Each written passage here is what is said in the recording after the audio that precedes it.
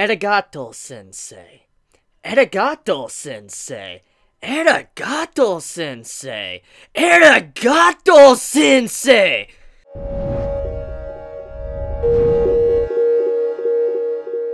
So, my heart went a little bit doki doki when I saw this scene. When I saw this beautiful conclusion to the episode, I'm like, you know what? I ship it, okay? Now, just to make everything clear, I've said this for almost any series that has any ship involved. I don't dictate a series' quality or anything on ships. If, for instance, this ship does not happen, I just said, I'm not going to be mad. But I will admit, after this episode, I can't help but ship Soma and ERINA. The way the dynamic between the two characters, like, towards the end of this episode, I'm just like, yo, my heart, like, my passion for romance was just being tickled while watching this episode, because, as you all know, I'm a fan of romance series. I love romance. It's a thing I love going out of my way to watch. I may not review a whole lot of romance series, but I love myself some romance. I collect a lot of manga and anime about that type of stuff, and just seeing that scene, I'm just like, please don't let this be like a troll and all that. Like, I really, really hope that it actually happened just because of how that scene was done. When she's like, I don't really dislike being around him anymore. I'm not really annoyed anymore. I'm just like, yo, like, ERINA, in her mind, she's starting to open up. She's starting to realize that she is starting to care about Soma, which does make sense, technically, because of the last episode, with her finding out about, you know, Soma's father, and how Soma is, you know, someone that she used to look up to, or Soma's father is the person she looked up to. Obviously, she would start to probably gain feelings, especially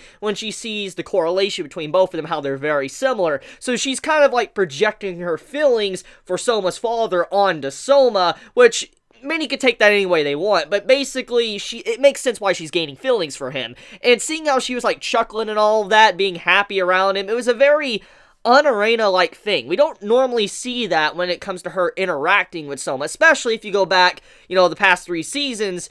You wouldn't normally see that. It's just very weird. So, I like these type of scenes. That scene definitely made the episode for me. I want more of that, and hopefully this isn't the last time I get to see scenes like that for this season of Food Wars. Now, anyways, to get right into the main meat of the episode, I would like to talk about the conflict. Now, I'm going to be honest here, okay? I understand what, you know, Azumi, you know, ERINA's father, is trying to do, and I understand what Central represents when it comes to the curriculum and all that, trying to, you know, make it to where only certain individuals can make certain things, and he doesn't want where people can expand out and, you know, make their own thing. He wants to dictate what is, you know, good food and what is not, and I understand that. I understand the entire concept of that. It's a very interesting concept, and you can look at, you know, Azumi as the first true antagonist of Food Wars, and I like his character a lot. I've talked about that already in depth in my last season reviews of this series.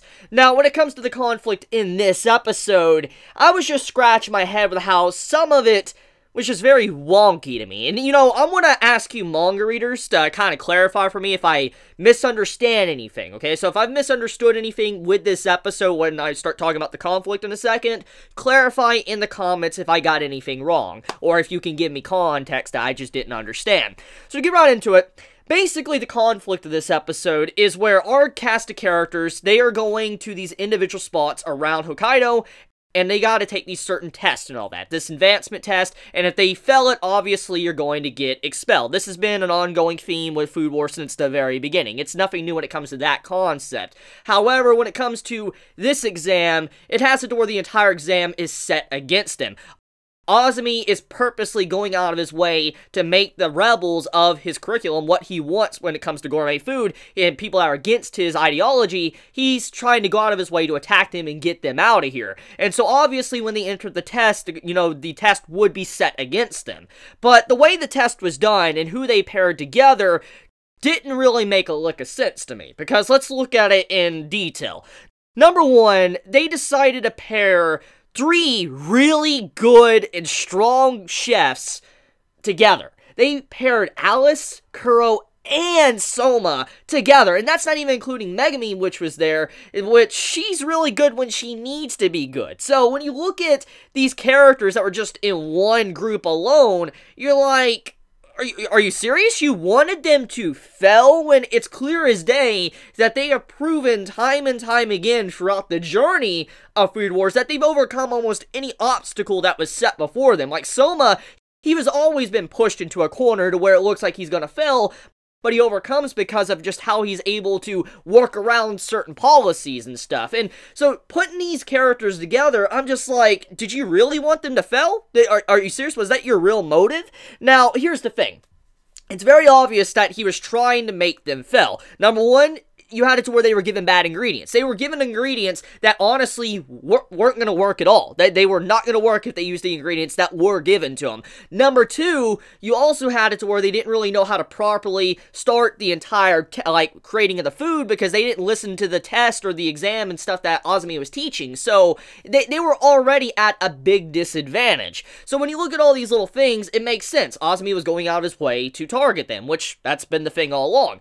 However, putting those characters together when they have been shown to go out of their way to go get their own ingredients, work around the system, why would you do that? So, that just boggles my mind. And the same happened for the other characters as well. They're able to get their own ingredients and do that. It just, I feel like there was a miss of plans, like just a lack of logic when it came to that conflict in general. I'm not saying that the series is bad. I'm not saying this episode's bad. I just want to clarify.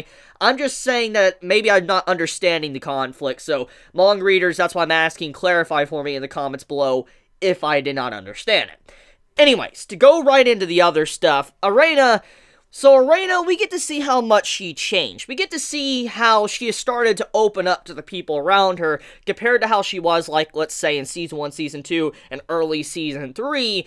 We can see that she is starting to form a lot of bonds with the individuals around her. The time she has spent with our characters in Polar Star, you can see that she's grown this bond with them. She has interactions with them, constantly normal conversations, and they don't just have these conversations to where they're like, maybe you would see from others throughout the series trying to suck up to ERINA. Yeah, but where they're actually trying to just look out for ERINA and help her out. Like, for instance, Megami coming in this episode and giving her tea, or you have the others just walking in ERINA's room and just seeing how she's doing or whatever. Just the way these little things were done is kind of showing that ERINA is fitting into the group, and she actually has friends now. She's not isolated, which was the whole point of ERINA's character in the first place, because Azumi, he wanted to isolate ERINA to where she had nobody around her. He tried to just shackle her, tie her down to where she could not run to anywhere but to her father, which was, you know, to have her overall viewpoint of the world just completely warped. That was the whole thing with Season 3 when we found out more about her character. So seeing the scenes with everybody coming in and, you know, just being very happy with ERINA, wanting to be friendly with her, it's showing that she's not as chained down as she once was. She is starting to become a free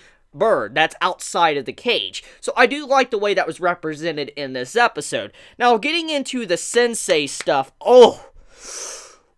I'm just gonna say, like, okay, design-wise, I could definitely see why the artist was a hentai artist. I see it. I definitely see it because of the way that design of the teacher scene with ERINA, just like, oh my god. Not gonna say why, I can tell, but anyways, I will say that episode was very fluffy and fun, and music-wise, oh man, the music is definitely what really just wins me over while watching this series, because it's just how the music just draws you in. When they're cooking food or whatever, they're getting into it and all that, just the music really drags you in. You're like, this is epic, and it's crazy, because at the end of the day, it's just them cooking food. I mean, think about it. It's just them chopping up food or whatever, making a dish, and for some reason, it's just so hype seeing the characters do something crazy like what Kuro was doing when he was talking to Soma towards the end of the episode. I just think it's episodes like these that really just show why I love Food Wars so much, but that's pretty much it. It was a very simple episode, it was, but it wasn't bad. It did have something that just didn't make sense to me when it came to the conflict, but it could be because I just didn't properly understand it. So I'm just gonna say, any manga readers out there, like I said, please clarify for me in the comments below. I would greatly appreciate it. I'm not trying to hate on the series, I'm just saying, you know, I probably didn't understand it. But I love you guys. Have a wonderful day or night wherever you live. And if you enjoy my content, please subscribe. If you like this video, please leave a like. And please be safe. Chibi out. Arigato, sensei. Arigato, sensei. Arigato, sensei. Arigato, sensei.